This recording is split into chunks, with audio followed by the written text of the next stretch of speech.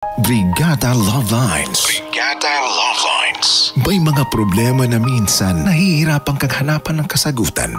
Mga tanong na puso lang ang makakasagot at mga sagot na puso lang ang nakakaintindi.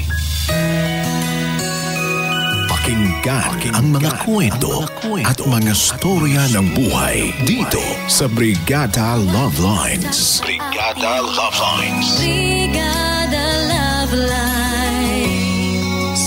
Brigada Love Lines.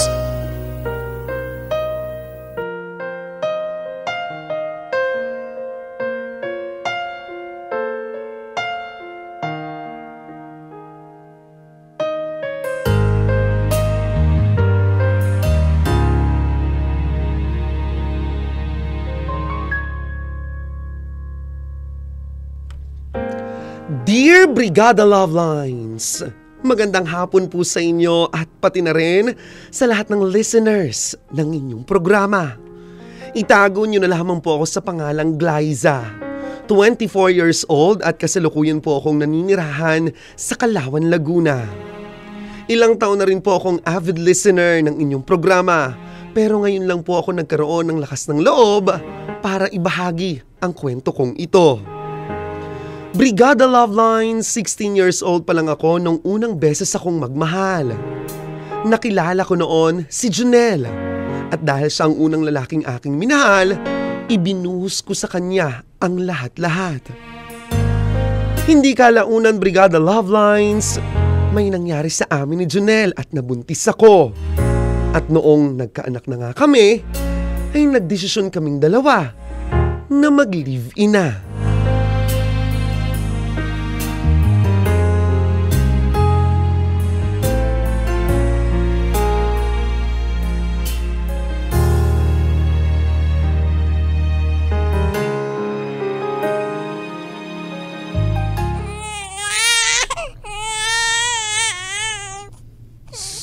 Tahan na, baby Andre. Tahan na.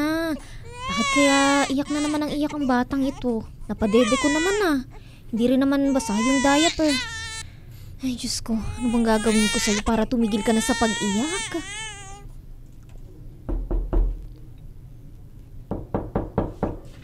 Glyza! Glyza! Bakit ba ang tagal mo buksan tong pinto? Glyza! Diyan na pala yung magaling mong ama. Sandali lang, baby ha. Pagbubuksan ko lang ang papa mo. Ano? Ba't gising ka pa? Saan ka galing? Diyan lang kinutupi. Alam mo na, napashot. Kunti lang naman. Kunti? Kunti lang ba yan? Eh halos matumba ka na nga dyan eh. Ano ba naman yan, Junel? Sinabi ko na nga sa'yo, diba? Tama na yung pag-iinom mo. Minsan lang naman ako mag-inom ma. Anong minsan? Junel, gabing-gabi kang umuuwing lasing dito sa bahay. Eh ikaw, wala ka nang ginawa kundi ang sigawan ako. Junel, hindi ka na binata. Pero sa asta mong yan, binatang-binatang tingin mo sa sarili mo ah. May anak na tayo. Pag-iresponsable ka naman. Responsable naman ako ah. Ayan nga oh. Nagsasama tayo sa iisang bubong dahil yan ang gusto mo, di ba? Junel, hindi lang yun ang ibig ko sabihin. Magtrabaho ka naman para sa amin ng anak mo. Paano ka magtatrabaho high school naman natapos ko ah. Gawin mo ng paraan. Akala mo naman napakadali lang maghanap ng trabaho kung makapagsalita ka. Yung paghahanap ng trabaho, hindi mo magawa ng paraan. Pero yung pag-iinom mo, nagagawan mo ng paraan. Pati yung pambababae mo, nagagawan mo ng paraan. Anong sinasabing pamababae? Ha? Huwag ka na magkunwari, Junel. Maraming nakakakita na kapitbahay natin na may relasyon kayo ng kaibigan kong si Sarah. Wala kaming relasyon ni Sarah. Huwag mo akong gawin bulag. Dahil pati ako, nakita ko kayo kahapon na naghahalikan dyan sa eskinita. Malapit sa tindahan ni Aling Rosa. Ano? Hindi ba kayo makapagpigil? At saka sa lahat, kaibigan ko pa? Hindi ako yun. Ano ba klaseng bintang yan? Hindi ako tanga, Junel. Kitang-kita ko kayo. Kitang-kita ng mata ko. Walang hiya ka. Paano mo nagawa sa akin to, Junel? Ano? Magsalita ka! Alam mo, Glyza, ikaw din naman kasi may kasalanan eh. Ang boring mo masyado. Junel! Ako ang girlfriend mo. Nagsasama na tayo at may anak na tayo. Ito ang tandaan mo. hindi tayo kasal at hindi mo pa rin ako asawa. Ano? Alam mo, Glyza, kung hindi dahil sa'yo, maayos sana ang buhay ko. Dahil sa akin? Akala mo ba ginusto ko to? Hindi. Hindi pa ako handa sa responsibilidad na to. Ang bata ko pa para maging tatay. At ako? Sa tingin mo ba, hindi rin ako masyadong bata para maging nanay? Alam mo kung makapagsalita ka, akala mo mas matanda ako sa'yo ah. Junel, 16 anyos pa lang tayo parehas. Ayos ka rin ah. Nung nagpapakasasa ka sa akin, gustong gusto mo. Ngayong nadisgrasya mo ko, ayaw mo na. Ano to? Hanggang sarap ka lang? Pero kapag hirap na, tatalikod ka na? Oo. Wow. Dahil hindi pa ako nasa ganitong buhay oh. Ang dami ko pang pangarap. Ang bata ko pa.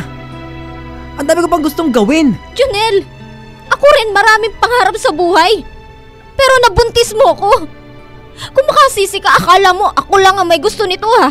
Talaga? Ikaw naman talaga eh. Hindi ko naman ginusto na mabuntis ka. Kapal talaga ng mukha mo. Nandito na yung bata oh. Wala na tayong magagawa kundi maging magulang. Hindi, Glyza. May magagawa ako. Ayoko na. Alis na ako rito.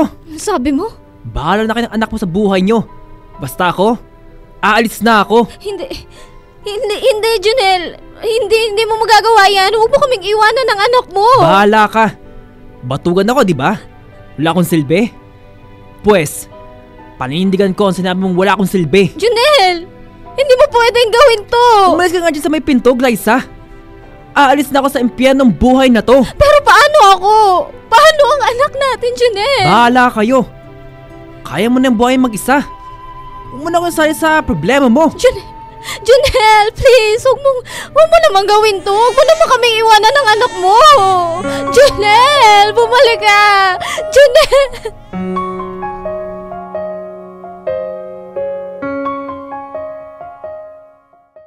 Nang gabing ang iyon ay naghiwalay na kami ni Junel. Wala na akong nagawa nung sinabi niya na aalis na siya at iiwan niya na kami. Noon ay agad akong bumalik sa bahay ng aking mama at papa kasama ang anak ko. Mag-isa ko siyang itinaguyod at mabilis namang lumipas ang 5 taon. Nakapagtrabaho po ako noon sa Maynila. Iniwan ko ang anak ko kina mama at papa. Pero kasabay noon Brigada Love Lines. Makalipas nga ang 5 taon, ay may isang taong muling nagbabalik sa buhay ko.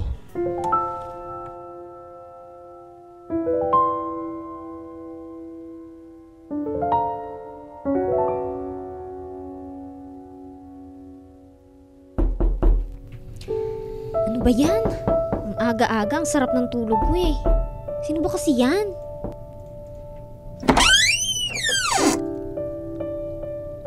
Junel? Glyza. Anong ginagawa mo rito, Junel? Bakit mo na laman na narito ako? Pwede ba tayo mag-usap? Tungkol saan? Alam ko, Glyza, na masyadong makapal ang mukha ko para kausapin ka. Pagkatapos ng 5 taon, pero gusto kong balikan ka. Handa na ako magpakatatay sa anak natin. At handa na rin ako sa responsibilidad bilang asawa mo. Okay ka lang ba, Junel? Mawawala ka ng 5 taon na tapos babalik ka ng ganito ang sasabihin mo sa akin? Sandali lang naman. Wala nga akong balita sa'yo sa mga nakalipas na taon eh. Malay ko bang kung anong nangyari sa buhay mo? Glyza, simula nang iwan kita, pinagsisisihan ko yun. Inaamin ko na wala akong kwentang lalaki noon pero ngayon, handa na akong bumawi. Teka, paano mo pala nalaman na narito ako sa Maynila? Si Jenny. Siya nakapagsabi sa akin. Nabanggit din niya na nasa Laguna sa poder ng mama mong anak natin. Hindi ko siya magawang puntahan kasi gusto ko ikaw ang unang makaalam. Alam mo, nakakatawa ka, Junel. Ano? Pinagtitripan mo ba ako? Hindi ka nga kilala ng anak ko eh. Anak natin, Glyza. Anak ko! Anak ko lang yun, Junel. Dahil simula nung iwan mo kami, ibinaon na kita sa limot. Puti na nga lang at hindi nagtatanong si Andre eh, kung nasan ang tatay niya. Pero kung magtatanong siya, sasabihin ko patay na. Glyza, sorry. Sorry? Akala mo baga ganun lang yun kadali? Alam mo, Junel, sa totoo lang nakalimutan na kita eh. Nakalimutan ko na yung sakit Nakalimutan ko na yung lungkot, pero ngayong nandito ka na naman, hindi ko mapigilang hindi magalit. Sana hindi ka na bumalik. Sana hindi ka na magpakita ulit. Pero Glyza, handa na ako ngayon. Magbibigay na ako ng sustento kay Andre. Oo, nung una wala akong maibigay na sustento kasi wala pa akong trabaho noon. Pero ngayon may trabaho na ako, kumikita na ako, kaya ko lang ibigay mga pangangailangan nyo. Hindi na, Junel. Maayos na ang buhay ko, maayos na ang buhay namin ng anak ko. At kaya ko siyang buhayin kahit wala ka.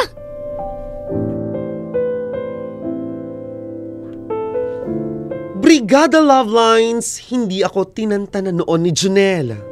Palagi niya akong pinupuntahan sa apartment ko at sa trabaho ko. At wala rin akong kaalam-alam na nakakausap na pala niya si Mama at palagi siyang nagpapadala ng pera para kay Andre, sa anak namin. Nung una nagalit ako, lalo na kay Mama. Sabi ko wag tatanggapin ang kung anumang ibinibigay sa kanila ni Junel. Pero si Junel po ang mapilit hanggang sa hindi ko na talaga siya napigilan. Niligawan niya ako ulit, Brigada Love Lines, pagkatapos nga ng 5 taon. At hindi ko alam kung bakit ako pumayag hanggang sa naramdaman kong unti-unti ko na siyang napapatawad. Unti-unti na ulit akong nahuhulog sa kanya. Hanggang sa makalipas nga ang 1 taon.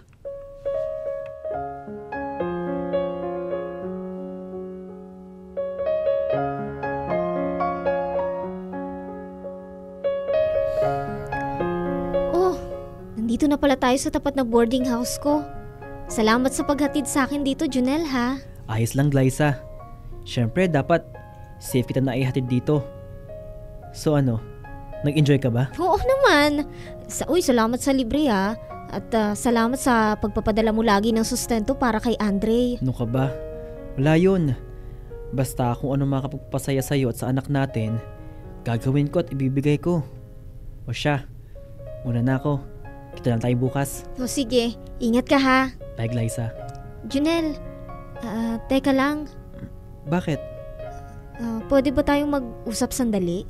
Sige, ano ba yun? Hindi ko alam kung paano ko to sasabihin sa'yo eh. Relax ka lang. Kinakabahan ka ata. Tungkol ba saan yan? Ngayon kasi napapaisip ako tungkol sa akin at saka sa'yo. Tungkol sa akin? Anong meron ba sa akin? Alam kong matagal-tagal na ulit simula nang bumalik ka sa buhay ko. Oo, aaminin ko na nung una naiinis ako kasi totoo lang na kinalimutan na talaga kita. Pero habang tumatagal na nandyan ka, aaminin ko na unti-unti na kitang napapatawad. Ipinaramdam mo na babawi ka talaga at ginawan mo naman nga. Bumawi ka hindi lang sa akin kundi lalo na sa anak mo. Sa totoo lang, matagal ko nang gustong maranasan ulit ang saya. Gusto ko na ulit maging masaya simula nung iwan mo kami. Pero hindi ko akalain na ikaw pala ulit ang magdadala ng saya sa puso ko. Yun naman kasi talaga ang layo ng pagbabalik ko eh. Gusto kong mapasaya kita sa paraang kaya ko. Gusto kong mapasaya ka ng bagong Junel. Hindi na yung Junel na nakilala mo noon. Kaso, natatakot pa rin ako, Junel eh. Natatakot ako na makasaktan mo lang ulit ako na baka iwan mo lang ulit kami. Huwag kang matakot, Glyza. Pangako, hindi ko na ulit kayo sasaktan. Hindi ko na ulit kayo iiwan. Mas magsusumikap ako para mas makabawi pa ako sa inyo. At kung bibigyan mo ulit ako ng pagkakataon, ipaparamdam ko sa iyo yung totoo kong pagmamahal. Oh, I've been released. God must be pleased. Muli kaming nagkaroon ng relasyon noon ni Junel sa 2nd pagkakataon. Naging buo ulit ang aming pamilya matapos ang mahabang panahon. Nag-live-in kami sa Maynila at sabay na kaming umuwi sa Laguna para puntahan ang anak namin. Ipinakilala ko na rin siya kay Andre na siya ang tatay niya. Masayang-masaya po ako noon, Brigada Love Lines, at walang pagsisisi na tinanggap ko nga ulit noon si Junel sa buhay ko. Sa buhay namin. Masasabi kong ito yung saya na ayoko nang matapos.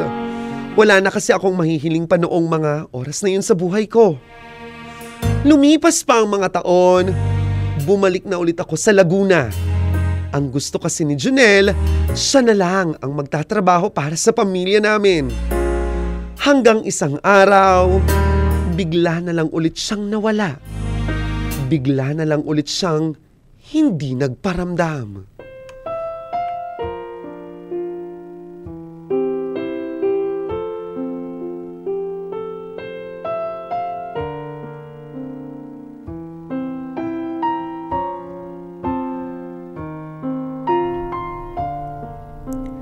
Junel! Glyza? Glyza, ano ginagawa mo rito? Bakit ka nandito? Anong ginagawa ko rito? Junel, halos 2 buwan ka na ulit hindi nagpaparamdam. Ni text o tawag wala akong natatanggap mula sa'yo. Pati yung sustento mo sa anak natin wala na rin. Ano ba sa tingin mong ginagawa ko? Tatanga-tanga lang? Ano bang nangyayari sa'yo? Glyza, pwede ba? Mamaya tayo mag-usap. Hintayin mo na ako sa labas. Pero Junel, mahalaga tong sasabihin ko sa'yo. Okay, sige, ano ba yan? Bilisan mo at may trabaho pa ako. Junel, buntis ako. Ano? Buntis ka? Oo. At ikaw ulit ang tatay. Hindi totoo yan. Anong hindi totoo? Buntis nga ako. May pangalawa na tayong anak. Pero hindi, Glyza eh. Hindi pwede to. Paano hindi pwede to? Bakit? Tatakasan mo na naman ba to? Gagawin mo na naman ba yung ginawa mo sa akin nung una? Tatakas sa responsibilidad? Junel! Ito na hinihintay natin. Magiging isang pamilya na talaga tayo. Hindi. Hindi na tayo maging isang pamilya kasi may bago na akong girlfriend dito at buntis din siya. Anong sabi mo? Glyza, patawarin mo ko pero ilang beses dapat makikipaghiwalay na ako sa iyo eh. Sasabihin ko na sana maghiwalay na tayo pero susustentahan ko pa rin si Andre. Ang kaso hindi ako makabuelo. Hindi ko masabi sa iyo. Walang hiya ka! Sinaktan mo na naman ako! Niloko mo na naman ako! Ano? Kaya ka ba bumalik para lang talaga saktan ako? Ano? Yun lang ba yun? Dapat pala batiin kita ng congratulations kasi nagtagumpay ka sa plano mo! Nasaktan mo na naman ako! Sorry, Glyza. Pero hiwalay niya tayo. Kalimutan mo na ako ng tuluyan. Hindi! Paano naman yung mga anak natin? Paano naman ako? Oo, mahal kita, Glyza, pero mas mahal ko na yung bagong kong girlfriend eh. Hindi ko rin naman sinasadya na mahulog ako sa kanya at hindi ko rin sinasadya na mabuntis siya. At ako? Hindi mo rin sinasadya na saktan ako, ha? Oo, Glyza. Kaya sana mapatawad mo ko pero sa ngayon, umalis ka na. May gagawin pa ako. Janelle, sandali lang naman. Mag-usap naman tayo. Bakit ang bilis mo nakapili? Ako naman ang piliin mo, Janelle. Huwag mo naman tong gawin. May mga anak pa tayo. Glyza, bitawan mo na ako, okay? Tama na.